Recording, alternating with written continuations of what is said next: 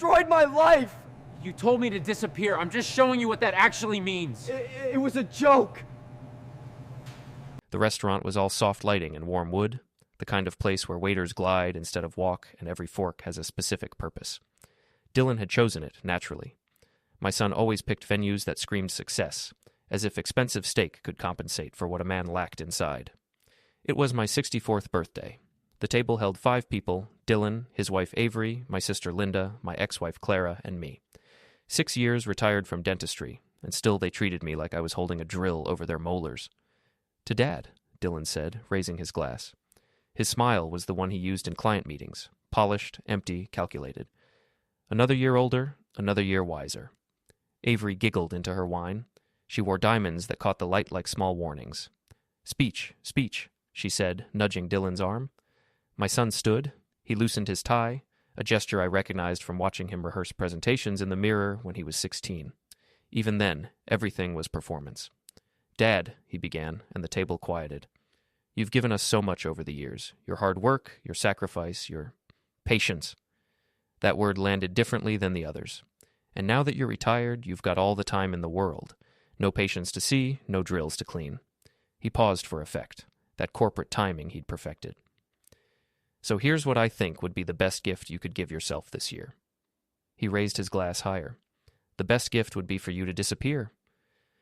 As the story unfolds, take a moment to hit the hype button, subscribe, and write in the comments, would you forgive him or walk away?" Laughter erupted around the table. Avery nearly choked on her wine. Linda covered her mouth. Even Clara smiled, though hers didn't quite reach her eyes. "Dylan," she said softly. "What? I'm serious. Dad, you should travel, see the world, live a little. Stop hanging around making everyone feel guilty for being busy." More laughter. I smiled too. I even chuckled a little, reaching for my water glass. But something had shifted inside me, like tectonic plates settling into a new configuration. Not anger, exactly. Anger was hot and stupid. This was cold and crystalline, forming with the precision I'd once used to map out root canals. "That's thoughtful," I said quietly. "Really thoughtful." Dylan sat down, satisfied with his performance. Avery squeezed his hand. The waiter brought dessert, a cake with candles I didn't bother counting. I blew them out in one breath. Nobody asked what I'd wished for. The dinner ended the way these things always did. Dylan picking up the check with a flourish, making sure the waiter saw the black credit card, making sure we all understood who the successful one was, who mattered. "We should do this more often," Avery said, air-kissing near my cheek. "We really should," I agreed. They left first, Dylan's hand on Avery's lower back, steering her toward his Mercedes. Linda walked me to my car, an old Honda I'd bought in 2018 and maintained myself.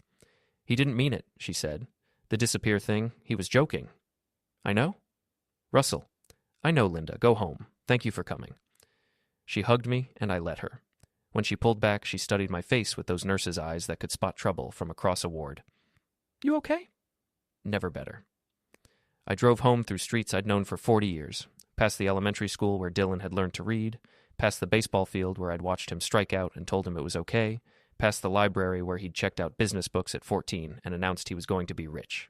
Not successful. Rich. There's a difference.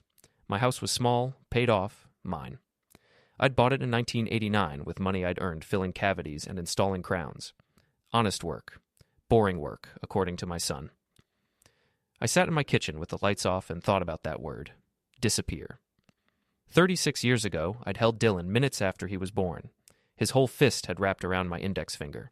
I'd looked at Clara, exhausted and beautiful, and promised myself I'd give this child everything. I had.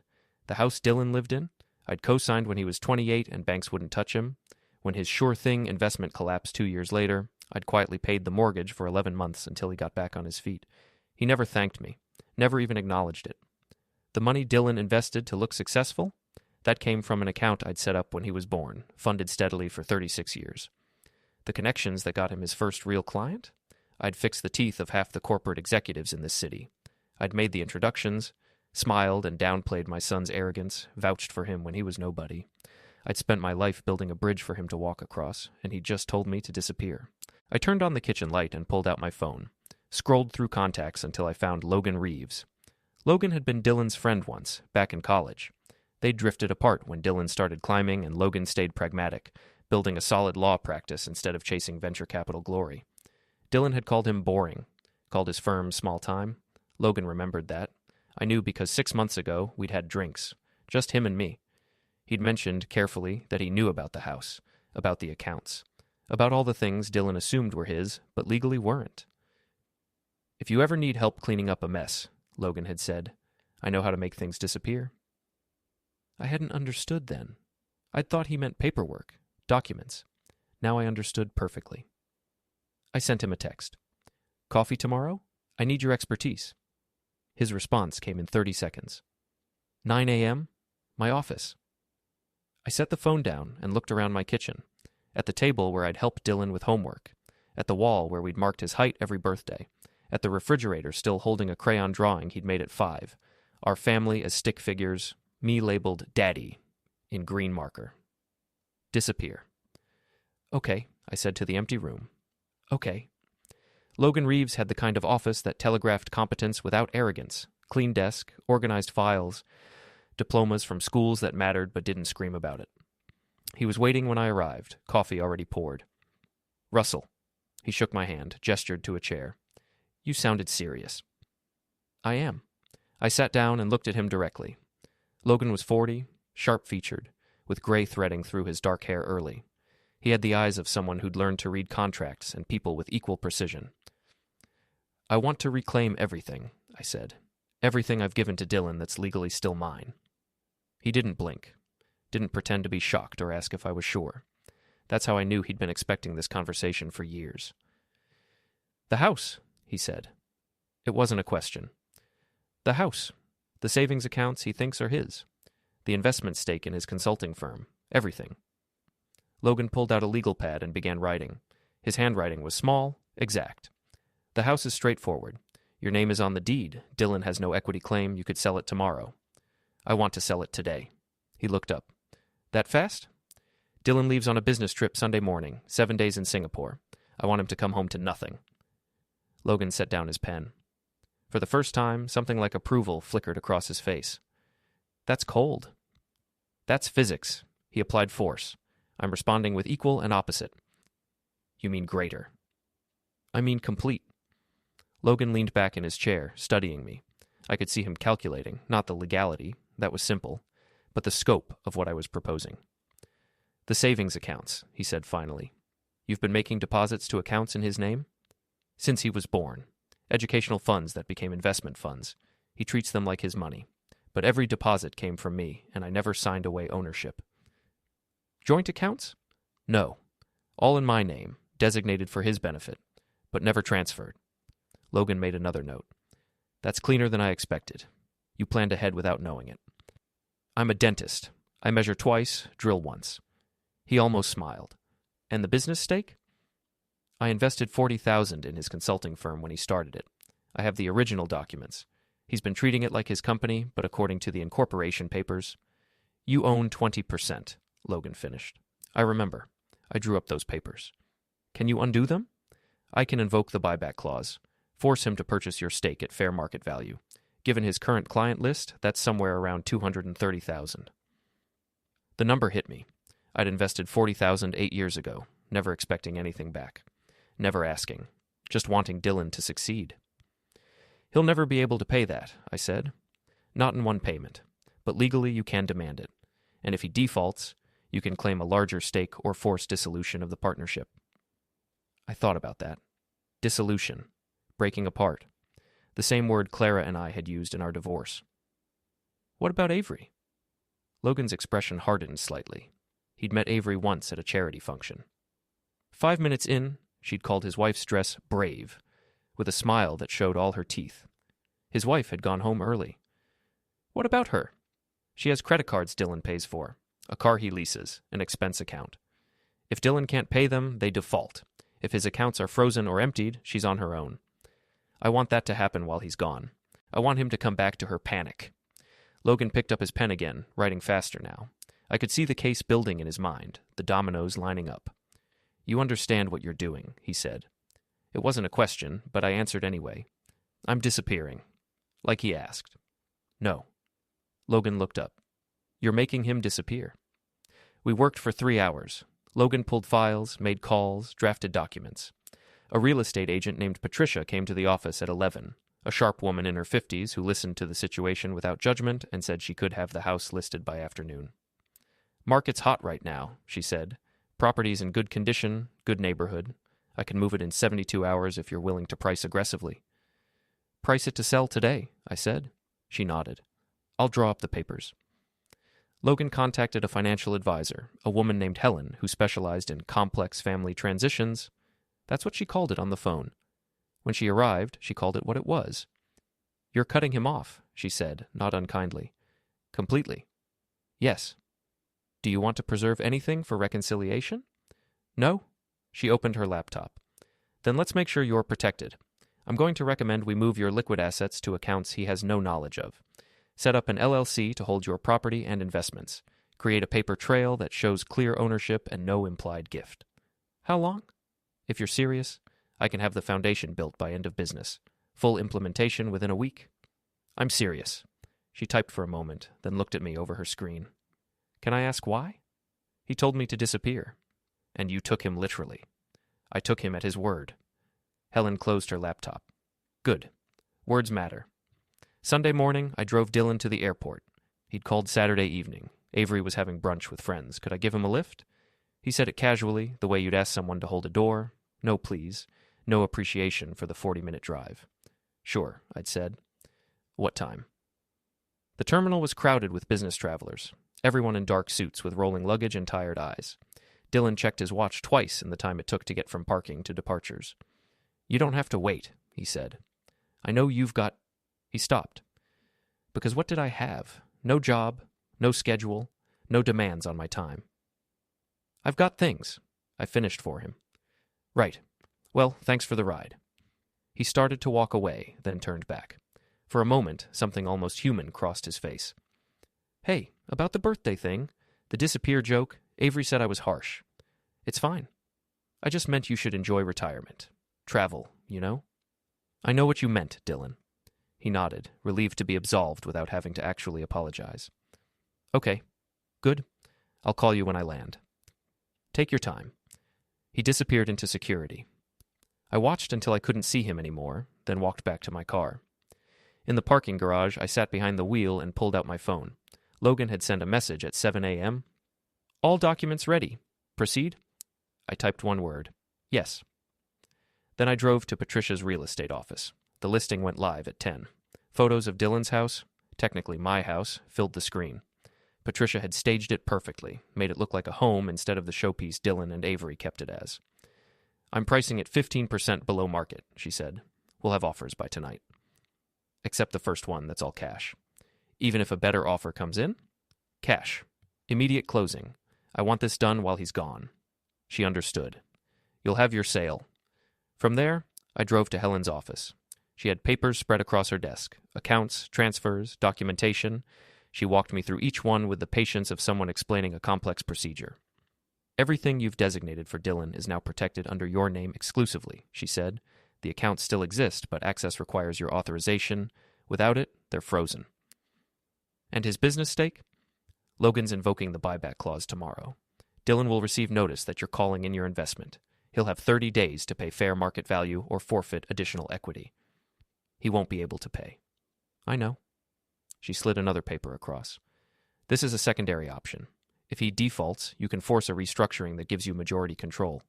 Essentially, you'd own his company. I looked at the numbers. Dylan's entire professional identity, built on my $40,000 and his arrogance, was now something I could take away with a signature. Not yet, I said. Let him think he has options first. Helen nodded. Psychological pressure before legal. Smart. I signed everything. Helen notarized, filed, sent copies to Logan. By noon, my entire financial life had been restructured. Money moved, accounts locked, property reassigned. Dylan's house sold at 2 p.m., cash offer, inspection waived, closing scheduled for Wednesday. I called Linda from my car. I need a favor, I said. What kind of favor? The kind where you don't ask questions yet. Silence. Then, what do you need? Keys to Dylan's house? He gave you a spare for emergencies. Russell, Linda. More silence. I could hear her breathing, thinking, deciding whether to trust me. "I'll bring them to you," she said finally, "but you owe me an explanation. Thursday. I'll tell you everything Thursday. This better be worth it." "It will be." She brought the keys at 4. We met at a coffee shop neither of us usually visited. She slid them across the table like contraband. "I don't want to know what you're doing," she said. "Good, because I wouldn't tell you anyway." "That's the problem. You used to tell me everything." "I used to have things worth telling." She studied me the way she had at the restaurant, looking for signs of breakdown or illness, but I wasn't breaking down. I was finally, after 64 years of being patient and measured and quietly accommodating, building something. "You're scaring me a little," she said. "Don't be scared. Be patient." I used the keys that evening, let myself into Dylan's house while the neighborhood settled into dinner routines. The place was exactly as I remembered. Expensive furniture, original art, everything positioned to impress. I didn't take anything, didn't disturb anything, just walked through rooms I'd helped pay for, looked at the life my son had built on my foundation, and felt nothing but clarity. On the kitchen counter, I left a single item: the crayon drawing from my refrigerator, the stick figure family with Daddy in green marker. Under it, I placed one of my old business cards. Dentistry practice, retired. My name and number, nothing else. On the back, I wrote 5 words: inspection for the new owners. Then I left, locking the door behind me. Monday morning arrived with crystalline clarity. I woke at 6, made coffee, and sat at my kitchen table watching the sunrise. Everything felt sharp and immediate, like the world had come into focus after years of blur. At 8, Logan called. "Business stake paperwork has been delivered to Dylan's partner. Gregory Chen got the notice an hour ago." And he called me immediately. Wanted to know if this was legitimate. He sounded confused and a little panicked. "What did you tell him?" "That you're invoking your rights as a documented investor. That Dylan has 30 days to buy you out at fair market value or enter arbitration. I kept it professional. Didn't mention that Dylan's somewhere over the Pacific right now with no idea this is happening." I heard papers shuffling on Logan's end, a chair creaking, the background hum of an office coming to life. "Gregory also mentioned something interesting," Logan continued. "Apparently Dylan holds the company accounts, meaning without Dylan's authorization, they can't access operating capital. Can't or won't? Can't. Dylan set it up that way to maintain control. All major transactions require his signature. Gregory has authority for small stuff, office supplies, minor expenses, but payroll, vendor payments, client refunds, all Dylan. I remembered Dylan explaining this arrangement years ago. I'd been in his office for some reason, dropping off lunch maybe, or just visiting. He'd been on the phone with his bank, setting up signature requirements. Afterward, he'd explained it to me with that patronizing patience he reserved for people he thought were simpler than him. "It's about velocity, Dad. In business, you need to move fast. Can't have decisions bogged down in committee. I need to be able to act independently."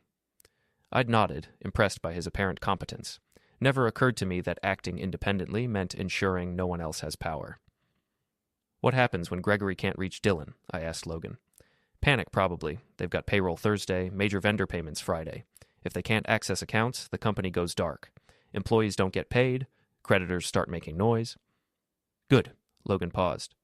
"Russell, you understand what you're doing, right? This isn't just reclaiming your investment. You're systematically destroying your son's entire professional life." "I'm systematically removing my support from someone who told me to disappear. There's a difference." "Is there?" "Yes. One is revenge. The other is boundaries." Logan made a thoughtful sound. "I'm not judging. Just want to make sure you've thought through the end game." "The end game is Dylan learning that actions have consequences. That you can't build a life on someone else's foundation and then tell them they're in the way." "Fair enough." More paper shuffling. "He's going to call this sabotage when he finds out. Probably accuse you of coordinating this deliberately while he's out of the country." "Let him accuse. I'm just an investor protecting my stake. A judge might see it differently. Then we'll explain it to a judge, with documents, with proof of investment, with evidence that Dylan's been using my money as his own for 8 years without acknowledgement or compensation. You've really thought this through." "I'm a dentist, Logan. I spent 40 years drilling teeth. Precision matters. Planning matters. Doing things in the right order matters." He laughed, a short, appreciative sound. "You'd have made a good attorney." "I made a good father. That should have been enough." After we hung up, I sat with my coffee and thought about Gregory Chen. I'd met him a few times over the years, company parties, casual mentions from Dylan. He seemed competent, genuinely talented, the the kind of person who did actual work while Dylan handled business development and client relations, which meant schmoozing, which meant taking credit. I wondered how loyal Gregory really was, whether he'd stand with Dylan out of principle or jump ship when the water got rough. I spent Monday afternoon at the bank. Not my usual branch, but one downtown that specialized in private wealth management. Helen had arranged the meeting, a discreet way to consolidate assets without raising flags in local systems where tellers might recognize my name. The banker was young, maybe 30, with the kind of polished professionalism that came from expensive education and careful grooming. Her name was Amanda. She treated my retirement savings like Rockefeller wealth, which was refreshing after years of community bank tellers who knew I was just a dentist. "Dr. Keane, thank you for coming in. Helen briefed me on your needs." "Call me Russell." "Russell." She smiled, genuine warmth, not the corporate version Dylan deployed. "We can have everything transferred by tomorrow. Your new accounts will have multi-factor authentication, biometric access if you'd like, notification for any unusual activity. And if someone tries to access the old accounts, they'll find minimum balances, enough to keep the accounts open. We're talking a few $100s each, but not enough to matter. From an outside perspective, it'll look like you've spent your savings, lived large in retirement." "What if they check transfer records?" "There won't be anything linking back to your new accounts. The transfers will show as going to your LLC, a properly registered business. Unless someone knows to search for that exact company name, investigators will come up empty." I thought about Dylan hiring a forensic accountant, digging through records, trying to track the money. Then I thought about how much that would cost. More than he could afford once his own accounts dried up. "Perfect," I said. Amanda walked me through each transfer. Savings accounts Dylan had always called ours, even though every deposit came from me. Investment accounts I'd built steadily over decades. Even the small checking account I'd set up when he was born, depositing $50 every month like a ritual, all of it moved, consolidated, protected. "One more thing," Amanda said. "Helen suggested we set up an automatic transfer schedule. Small amounts from your new accounts to the old ones, just enough to show activity. It'll look like you're living off savings rather than having moved everything." "Smart. Helen's very good at this." "At what, exactly?" Amanda chose her words carefully. "At helping people protect themselves from family members who view their wealth as communal property." "That's a diplomatic way of putting it. I work in private banking. Diplomacy is required." She closed her laptop. "But between us, I see this more often than you'd think. Adult children who assume their parents' money will eventually be theirs, who make financial decisions based on that assumption, who get angry when the assumption proves false. And they're always shocked when their parents finally set boundaries, like it never occurred to them that the money might actually belong to someone else." I left the bank feeling oddly validated. This wasn't just me being petty. This was a recognized pattern, a common problem. I was just handling it more systematically than most. Tuesday morning brought rain. Cold, persistent, the kind that made you want to stay inside. I spent the morning organizing paperwork. Everything Helen and Logan had given me went into a fireproof safe I'd bought specifically for this purpose. Copies went into a safety deposit box at Amanda's bank. If Dylan challenged any of this legally, I'd have documentation 3 levels deep. At noon, Patricia called. "Closing's confirmed for tomorrow at 10 a.m. The buyers are eager, everything's moving smoothly. You'll need to be out of the house by tomorrow afternoon." "It's not my house, it's Dylan's." "Legally it is yours, was yours. Will stop being yours in about 24 hours. I mean, I don't live there, Dylan does." "Oh," a pause. "Does Dylan know the house is being sold?" "Not yet." "Russell." "He told me to disappear, Patricia. I'm following instructions." She laughed, surprised but not disapproving. "You're really committed to this?" "Completely." "What about his belongings, his furniture?" "Not my problem. The house was sold as is. Whatever's inside is between him and the new owners." "That's cold." "That's physics." He applied force. "I'm responding with equal and opposite." "Greater," she corrected. "You're responding with greater force." "True." Tuesday afternoon, I called Linda. "I need another favor," I said. "What kind?" Her voice carried suspicion. "Last time you borrowed keys, and I still don't know why. I need you to clear out any personal items from Dylan's house. Photos, documents, anything that looks sentimental or important. Box it up, store it at your place." "Why?" "Because the house is being sold tomorrow, and I don't want Dylan accusing me of destroying his personal history." Silence. Long enough that I checked to see if the call had dropped. "Linda? You sold his house." "My house?" Does he know? He will soon. Russell, this is... She stopped, started again. This is intense, even for you. He told me to disappear. I know, I was there, but this is me taking him at his word. Will you help or not? Another pause. What time's the closing? 10 a.m.? I'll be there at 7. Get everything out before the buyers show up. Thank you. Don't thank me. I'm not doing this for you. I'm doing it so Dylan still has baby photos and his college diploma when this is over. Fair enough. And Russell, you're scaring me. This isn't just setting boundaries. This is demolition. Sometimes demolition is necessary. Sometimes you have to tear everything down to build something honest. Or maybe you're just angry and not thinking clearly. I've never thought more clearly in my life, she sighed. 7 a.m. tomorrow. I'll bring boxes. Tuesday evening, the text from Dylan started. The first one came at 6 p.m. my time, which would be early morning Wednesday in Singapore. Dad, tried to use the credit card, but it declined. Can you check the account? Probably just a fraud hold. I looked at that message for a long time. Imagined him at a hotel or restaurant, watching the server return with his card and an apologetic expression. The small moment of embarrassment. The assumption that it was a technical glitch, not a fundamental shift in his reality. I didn't reply. 2 hours later. Seriously, something's wrong with the accounts. Call me. I turned off my phone. Wednesday morning arrived gray and cold. I met Linda at Dylan's house at 7. She pulled up in her SUV, already looking exhausted. I can't believe I'm doing this, she said, hauling boxes from her trunk. You're saving family history. I'm enabling your revenge fantasy. Tomato, tomato.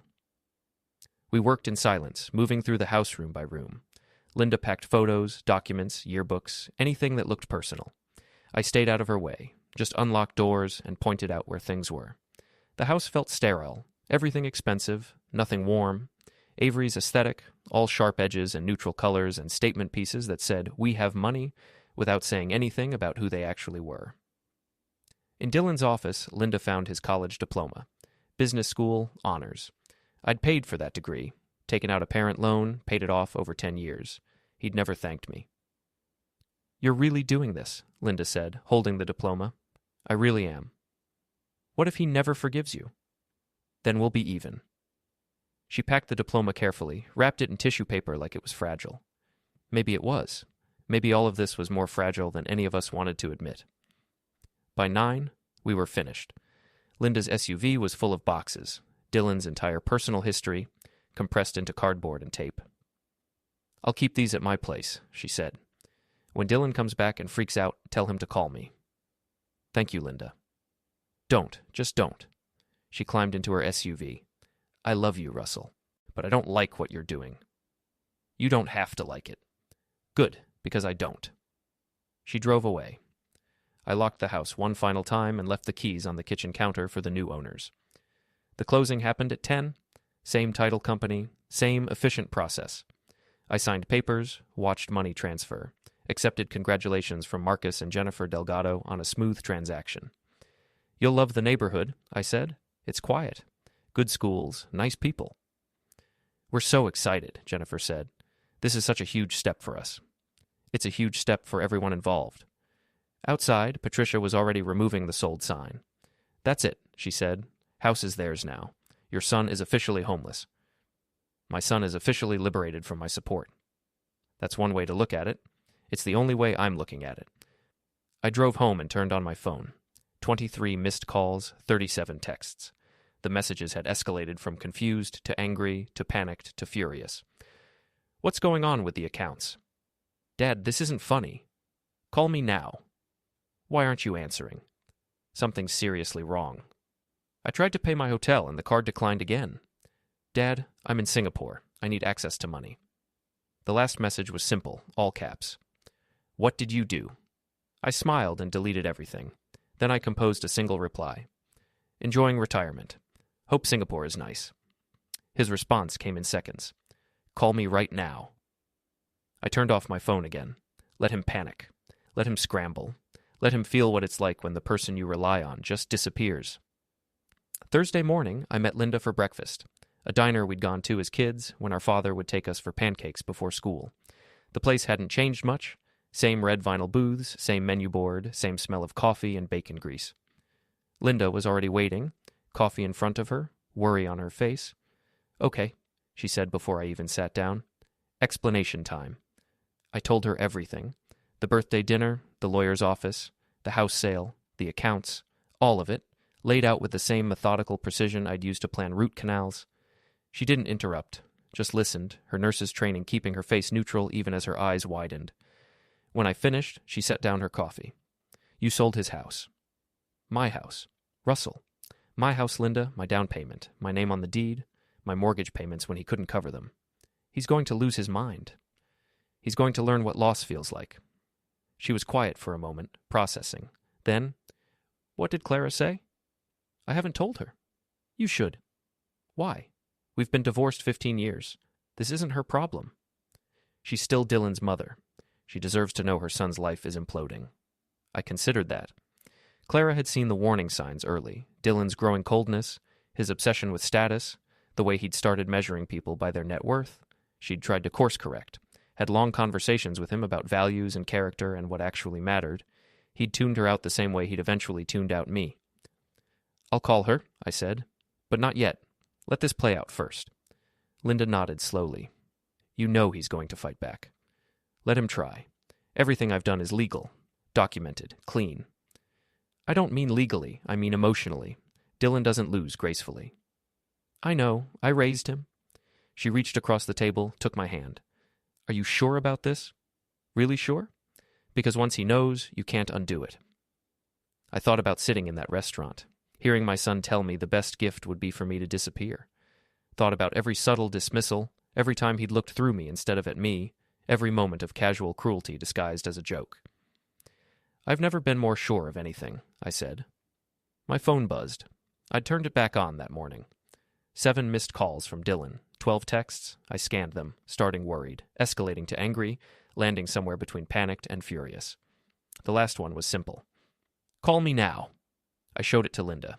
"You going to?" "Eventually, when he's suffered enough." "Russell." Her voice carried a warning. "Don't let this turn you into something you're not." "I'm not turning into anything. I'm just finally being honest about what I've always been." "Which is?" "Someone who deserves better than being told to disappear by his own son." I left Cash for breakfast and drove to Logan's office. He had updates. Gregory Chen was threatening legal action. Avery had called Dylan's firm in hysterics. The bank had flagged irregularities in Dylan's accounts. "It's accelerating," Logan said. "Faster than I expected." "Good. You do realize this is probably tearing him apart right now, being stuck in Singapore while everything in his life collapses. That's the point. I want him helpless. Want him to understand what it feels like when the person you rely on disappears." Logan studied me. "You've changed." "No, I've just stopped pretending patience is a virtue." Friday, Dylan tried calling from Singapore. I let it ring through to voicemail.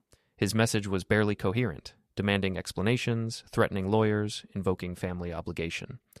I deleted it without listening to the whole thing. Saturday, I received a message from Avery. Brief, hostile, dripping with the condescension she'd perfected over 10 years of marriage to my son. "Whatever you're doing, stop. Dylan is your son. Act like an adult." I replied with 2 words. "I am." Sunday morning, exactly 1 week after I'd driven Dylan to the airport, I booked a flight of my own. Not international, I didn't need to go that far, just to Colorado. A cabin rental in the mountains, 2 weeks, no phone service. I'd always wanted to see the Rockies in autumn. Before leaving for the airport, I sent Dylan a single text. Timed it so he'd receive it just as his return flight was boarding. "Disappear. Granted." Then I turned off my phone, packed a bag, and left. The Colorado mountains were exactly what I needed. Quiet, cold, honest in a way people rarely are. I hiked during the day, read at night, and didn't think about Dylan or revenge or anything beyond the immediate reality of altitude and pine trees. I kept my phone off for 13 days. When I finally turned it on, driving back from the airport after my return, it took 3 minutes to load all the messages, calls, texts, voicemails, email, a digital avalanche of panic and rage and desperation. Dylan had come home to nothing. According to the message timestamps, he'd landed on a Sunday afternoon 2 weeks ago. Called me from the airport, no answer, texted, no reply. He'd gone to the house, his house, he thought, and found new locks. A moving truck pulling away, strange furniture visible through windows. The texts turned frantic. "What's happening? Where are you? Dad, this isn't funny. He'd called the police. They'd checked the deed records, confirmed the house had been sold legally, told him it was a civil matter. He'd called banks, lawyers, anyone who might explain how his life had evaporated. By Monday, he'd figured out it was me. The text turned accusatory, then angry, then threatening. You can't do this. This is illegal. I'll take you to court. You're insane. By Wednesday, reality had apparently set in. The messages turned desperate. Please call me. We need to talk. Dad, please. I listened to one voicemail. Just one. Dylan's voice was ragged, exhausted, stripped of its usual corporate polish. I don't understand. I don't understand what I did. Just talk to me, please. I deleted it. Avery's messages were more interesting. She'd started with fury. How dare I? What kind of father? This was abuse.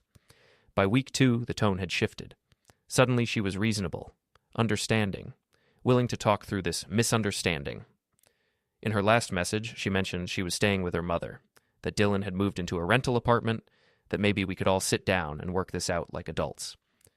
Translation, their money was gone, their house was gone, their life was falling apart, and she was looking for an exit strategy. I deleted those too.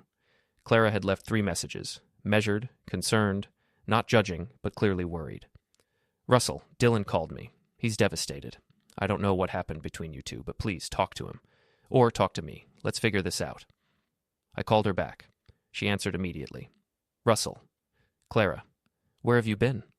Colorado, hiking, thinking. For 2 weeks, without telling anyone? I told Linda I'd be gone. Dylan said you destroyed his life. I pulled into my driveway, turned off the engine. Dylan destroyed his own life. I just stopped subsidizing it. What does that mean? I told her. Not everything, but enough. The house, the accounts, the business stake, the systematic dismantling of everything Dylan had taken for granted. She was quiet for a long time. He told you to disappear? She said finally. At my birthday dinner, in front of everyone. And you took it personally. I took it literally. Another pause. Then, unexpectedly, Clara laughed. Not cruel or mocking, just genuinely amused. I shouldn't find this funny, she said. But you do? A little. Is that horrible? Probably. She sighed. He's called me 17 times. Avery's called twice. They want me to intervene. Will you? No. Dylan made his choices. He's been making them for years. I tried to warn him, tried to teach him that people aren't commodities. He didn't listen. He never listened. No, she agreed. He got that from his father. I listened. You did, but you never pushed back, and never demanded respect.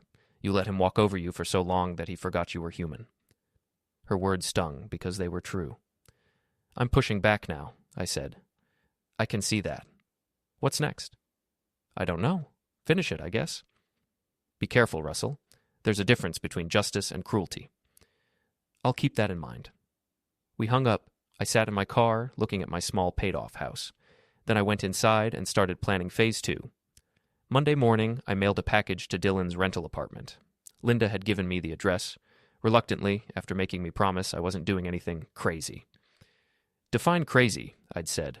Russell. It's just a package. Mail. Perfectly legal. Inside was a single photograph. The family picture from Dylan's childhood. All 4 of us at a park, Dylan maybe 7 years old, gap-toothed and happy. I'd cut myself out of it. Carefully, with scissors, removing my figure entirely. Left a clean white space where I'd been standing. With it, I included a note. Short, simple. You wanted me gone. Now I am. I imagined him opening it, seeing that empty space, understanding what it meant. Tuesday, Logan called. Dylan's lawyer contacted me. They want to negotiate. For what? The business stake. They're offering to buy you out. Not at fair market value, but at your original investment plus reasonable interest. 40,000? 65. They're trying to lowball you while making it sound generous. I laughed. Actually laughed. Tell them no. They'll counteroffer. Tell them no to any offer. I'm not selling. I'm taking controlling stake. Logan was quiet. Russell, if you do that, Dylan loses his entire company. Everything he's built. Everything I funded, you mean? Legally, yes. Morally. Morally, he told his father to disappear at a birthday dinner. I don't want to hear about morality. Okay. I'll proceed with the takeover. But be aware, this is going to get ugly. It's already ugly. I'm just making it official. Wednesday morning, I drove to Dylan's consulting firm. Small office, shared building, moderately expensive address. The kind of place that looked successful without actually costing successful money. Gregory Chen met me in the lobby. He was younger than Dylan, probably early 30s, with nervous energy and tired eyes. "Dr. Keane?" "Just Russell." We shook hands. His palm was sweaty. "I appreciate you coming," he said. "Can we talk in the conference room?" The office was exactly what I expected. Glass walls, standing desks, inspirational posters about disruption and innovation. Dylan had described it proudly once, explaining how modern workspace design increased productivity. It looked like every other startup office I'd ever seen. Gregory closed the conference room door. "I need to be direct. Without Dylan's authorization, I can't access operating accounts. We've got payroll in 2 days. Clients expecting deliverables. If I can't pay people, the company folds." "Yes," I nodded. "Where's Dylan right now?" "I don't know. He's been unreachable since he got back. I think he's having some kind of breakdown. Or he's finally understanding consequences." Gregory frowned. "Look, I don't know what happened between you two, but I've got employees who did nothing wrong. People with families. If you tank this company out of spite, I'm not tanking anything. I'm exercising my rights as a primary investor. Your rights as you put in $40,000 8 years ago. Dylan built this company. The clients, the reputation, the revenue, that's all him. Built on my money. Built on his work." I leaned back in my chair, studying Gregory. He was loyal. I respected that. Misplaced loyalty, but loyalty nonetheless.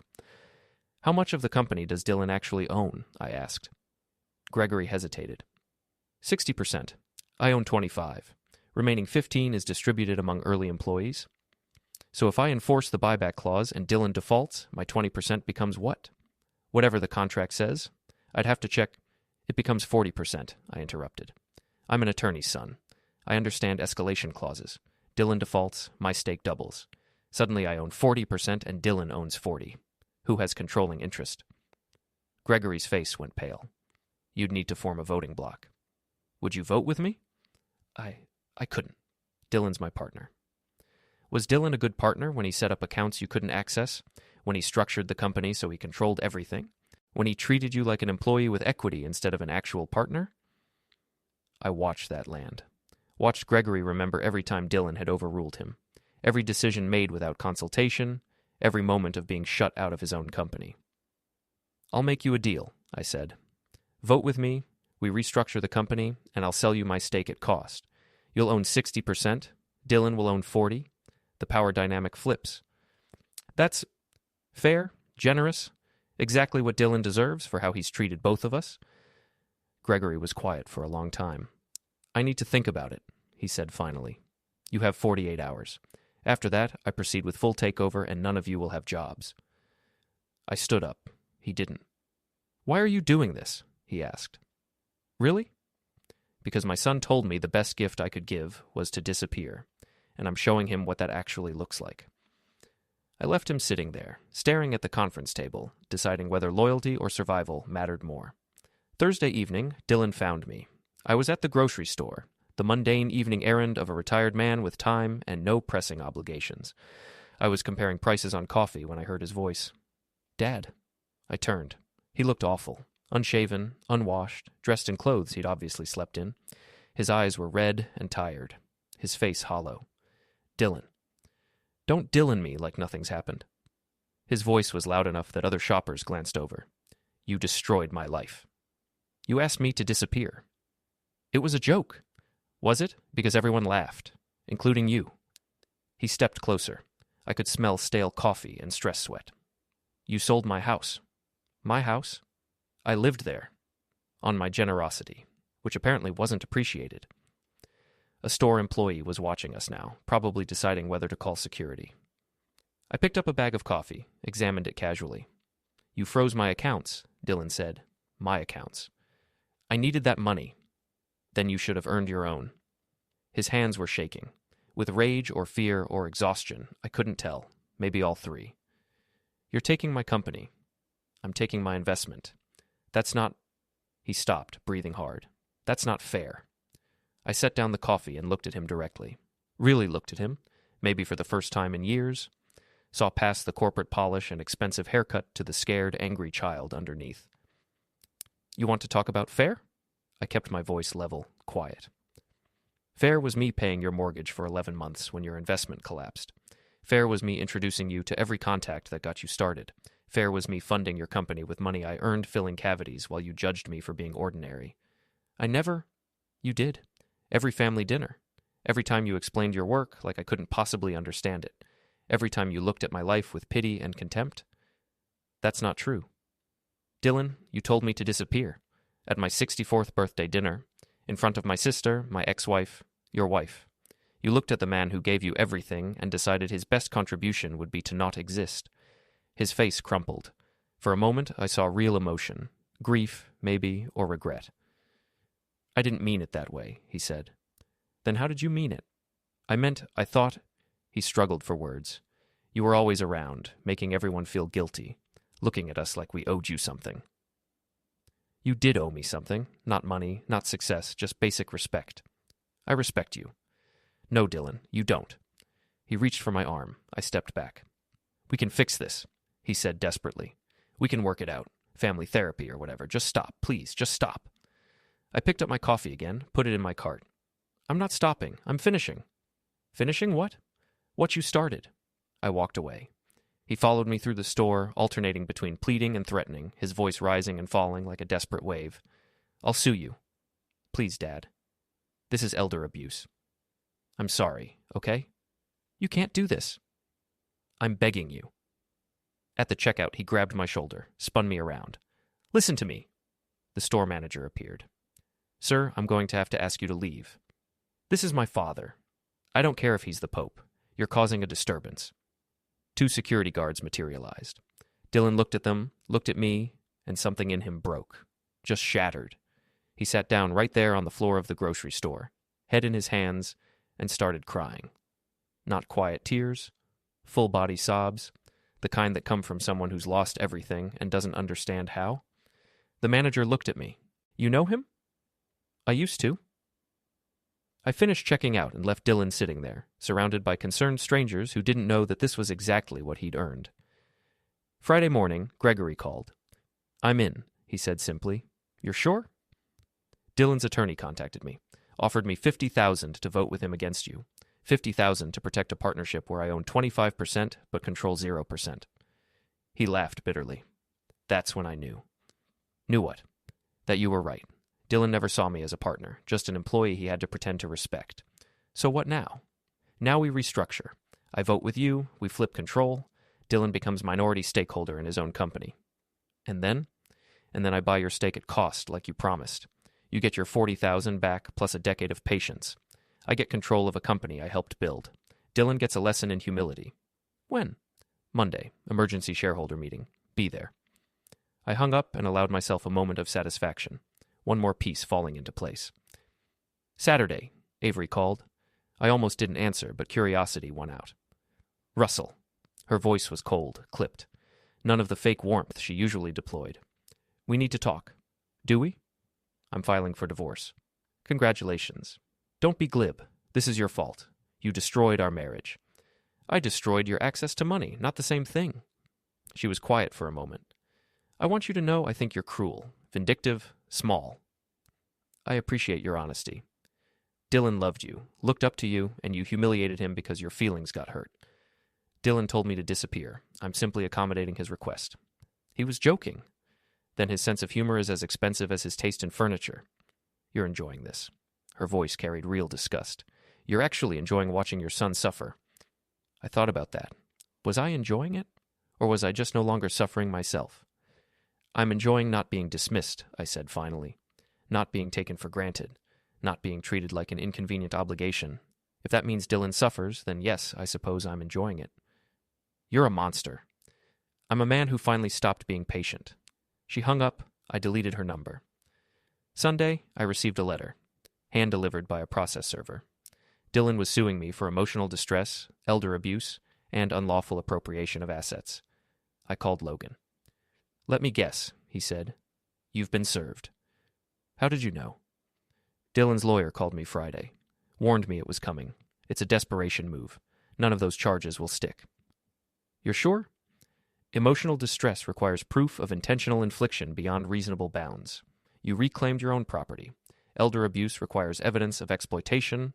You're the one who was being exploited. Unlawful appropriation. Everything you took was legally yours. So what do I do? Nothing. File a response through me. Show up to the hearing with documentation. Watch the judge laugh him out of court. And the company?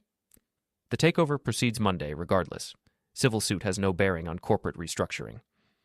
I hung up and looked at the lawsuit papers. Saw Dylan's signature at the bottom, angry and desperate. This was it, the final move. Everything was in place. Monday morning, I arrived at the consulting firm at 9 a.m. The conference room held 6 people, Gregory, me, Logan, Dylan's lawyer, and 2 employee representatives. Dylan arrived 10 minutes late, looking worse than he had at the grocery store. He didn't make eye contact with anyone, just sat down heavily and stared at the table. Gregory started the meeting. We're here to address the buyback clause invoked by Russell Keane and discuss the restructuring of company ownership. Dylan's lawyer spoke up. My client disputes the validity of that clause. The original investment agreement has been superseded by years of operational precedent. That's not how contracts work, Logan interrupted. Operational precedent doesn't void written agreement. The clause stands. Gregory cleared his throat. Dylan, you had 30 days to buy out Russell's stake at fair market value. You didn't. Per the escalation clause, his ownership now doubles to 40%. Dylan finally looked up. That's insane. That's what you signed. I was 28. I didn't understand what I was signing. You understood enough to demand sole control of company accounts, Gregory said quietly. You understood enough to structure everything so I couldn't make decisions without you. Dylan turned to Gregory. You're supposed to be my partner. I was your employee with a title. There's a difference.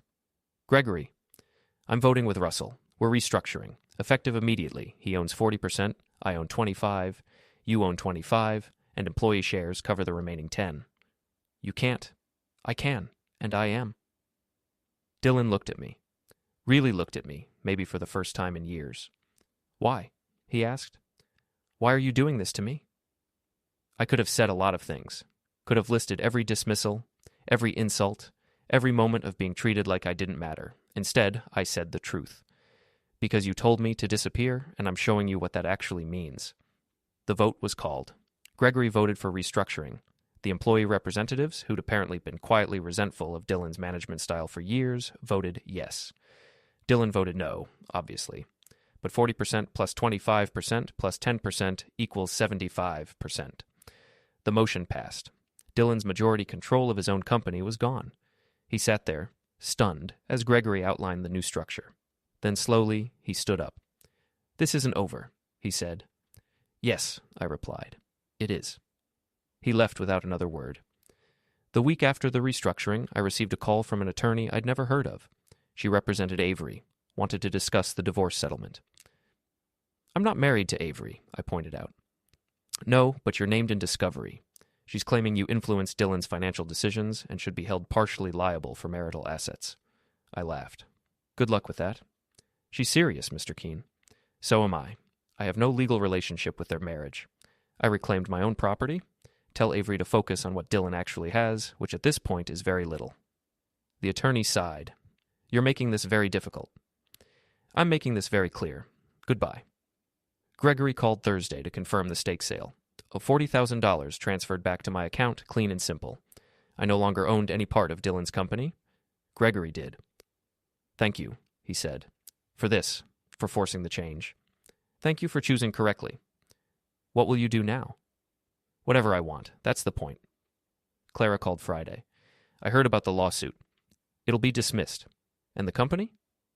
Restructured. Dylan's no longer in control. She was quiet. You really did it. You dismantled his entire life. I reclaimed mine. Is there a difference? To me? No. More silence. Then, are you happy, Russell? I thought about that. Happiness felt like the wrong word. Satisfaction, maybe. Justice. Relief. I'm not miserable, I said. For the first time in years, I'm not miserable. That's something, I guess. It's everything. Saturday morning, I drove to a garage on the east side of town. Old building, smell of oil and metal, space I used to rent when Dylan was young. This was where I'd taught him to fix a bicycle, to change a tire, to understand that work was something you did with your hands and your mind together. He'd hated it, called it boring, eventually stopped coming. The garage was exactly as I remembered. Concrete floor, fluorescent lights, tools hanging on pegboard. I'd arranged to meet him here. One last conversation. Logan had advised against it, but I needed this. Needed to see him understand, really understand what he'd lost. Dylan arrived 20 minutes late, driving a car I didn't recognize. Rental, probably, or borrowed. He came inside slowly, like approaching something dangerous. "Why here?" he asked. "Because this is where I taught you about work, about value, about what it means to build something with your own hands. I remember, I hated it. I know." We stood in silence for a moment. The garage felt huge and empty. "I got served with divorce papers," Dylan said finally. "Avery wants half of what I have, which is nothing." "Sounds like you two are well matched. She said you destroyed our life." "Did I? Or did you just never build a foundation strong enough to stand on its own?" He flinched. "I built my company, my reputation, my career. You built it on my money, my connections, my patience. And when it was convenient, you told me to disappear." "It was a joke, Dad. How many times do I have to say that?" "It stopped being a joke when you meant it. And you did mean it. Maybe not consciously, but you meant it. You looked at your father and saw an inconvenience, someone taking up space in your successful life." He shook his head. "That's not fair." "You want to talk about fair?" I stepped closer. "Fair was me raising you alone after your mother and I divorced. Fair was me working 60-hour weeks to pay for your school, your sports, your tutors. Fair was me believing in you even when you clearly didn't believe in me. I believed in you. When? When you called my work boring? When you explained your job to me like I was too stupid to understand business? When you looked embarrassed introducing me to your colleagues?" "I was never embarrassed. Dylan, you asked your mother to come to your MBA graduation instead of me. Said it would be less awkward." "Less awkward for whom?" He went pale. I didn't. You did, and I let it go, just like I let everything else go. Because I'm patient. Because I love you. Because that's what fathers do. So this is punishment? For being a bad son? This is consequences. For treating people like they're disposable." He sat down on an overturned crate, head in his hands. For a moment, he looked exactly like he had as a child. Small, scared, unsure. "What do you want from me?" he asked quietly. "Nothing. That's the point. I don't need anything from you anymore." "So that's it? We're done? You're just cutting me out of your life?" "You cut me out first. I'm just making it official. I'm your son. And I'm your father. But apparently that didn't matter when you needed me to disappear." I walked to the pegboard, took down a wrench, the same one I'd used to teach him about torque and tension. Held it for a moment, then set it back. "I'm leaving town," I said. "Selling the house, moving somewhere warm. I've got enough money now to do what I want, go where I want, be who I want." "You're running away." "No, I'm disappearing, like you asked." "Dad." "Goodbye, Dylan." I walked toward the door. He stood up fast, desperate. "Wait! We can fix this. We can—" I turned back one last time. "You took my dignity. I took your world. We're even now. Difference is, I can live with what I did. Can you?" He opened his mouth, closed it, had no answer. I left him standing there in that empty garage, surrounded by tools and memories and the consequences of his own choices. Outside, the sun was bright, the air was cold, everything felt sharp and clear and real. I got in my car, started the engine, and drove away. Behind me, Dylan stood in the doorway, watching me disappear. And for the first time in 36 years, I felt absolutely no obligation to look back. 3 weeks later, I closed on my house. Sold it to a young couple, both teachers, tight budget, grateful faces. Reminded me of Clara and me when we were starting out. "Take care of it," I said, handing over the keys. "We will, thank you." I drove to the bank, deposited the check, confirmed my accounts were exactly where they needed to be. Then I drove to the airport. One-way ticket to Santa Fe. Small apartment already rented. New city, new start, new life. At the gate, I checked my phone one last time. 17 missed calls from Dylan, 3 from Clara, 1 from Linda. I turned off the phone and dropped it in a trash can. Didn't need it anymore. The plane boarded. I took my seat by the window, watched the ground crew loading luggage, felt the engine start to vibrate. A flight attendant walked by. "Going somewhere nice?" "Somewhere new," I said. "Fresh start?" "Something like that." The plane pushed back from the gate, rolled toward the runway, picked up speed. In my mind, I saw Dylan's face in that garage. Saw the moment he finally understood what he'd lost. Saw the recognition that his father wasn't coming back. Wasn't going to save him. Wasn't going to be there anymore. The plane lifted off the ground. I smiled. Not cruel, not vindictive. Just finally, completely, utterly free. Below me, the city grew smaller. All those years, all those compromises, all that quiet suffering, shrinking to nothing. You wanted me to disappear? I did. Now it's your turn.